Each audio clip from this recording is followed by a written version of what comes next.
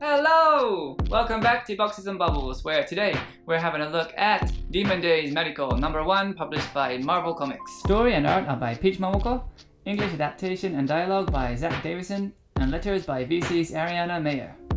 So before we get into the story, this book is unbelievably gorgeous. Peach Momoko's artwork is just beautiful, and the colouring looks like watercolour paint. It's breathtaking. This particular story, being set in Japan, was a nice chance for Peach to use a more classically Japanese art style. It has a feel of a late 80s or early 90s anime to me, especially in terms of the character design. I really love the housemaid Kuroki. It's an old anime trope to have characters with hair that obscures one eye, and I really like how cool she looks in this panel especially. The story is about a girl named Mariko. Yeah, it's that Mariko. But the Demon Days stories seem to be quite separate from the usual Marvel books. This version of Mariko lives with her grandmother and is being bullied at school. She's also having nightmares about an Oni, or demon, calling out to her by name. Mariko responds to the Oni in her dreams by calling it Mother. At school, she snaps and retaliates against the bullying, after which the dreams intensify, so she tells her granny about them. Her grandmother tells her that there's something she wants to give to her and takes her to a secret room in the house.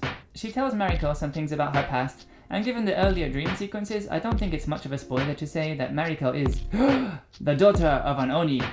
Her grandmother explains how she found her mother dead in the woods, with Mariko nearby holding a tanto, a short sword. Right then, Granny's story is interrupted by someone showing up to take Mariko. Her demon blood makes her of interest to their master, and they've come to take her to them. Mariko and Kuroki manage to hold off the attacker, and then the attacker vanishes. Mariko decides to take up her sword and find out what happened to her mother.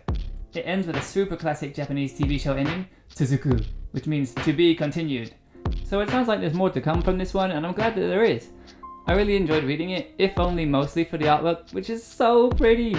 The artwork at the beginning reminded me a bit of Mitsuru Adachi's Touch, and then there's a panel somewhere in the middle where it looks a lot like Junji Ito's Tomie, just the look on her face and the way that she's like sideways on to the viewer. So cool. And that's all for this one, but if you're interested in any other books that came out this week, make sure to check out the channel where there'll be other spoiler-free reviews going up, and don't forget to follow along on Twitter for more short-form spoiler-free reviews of books I didn't have time to make videos for.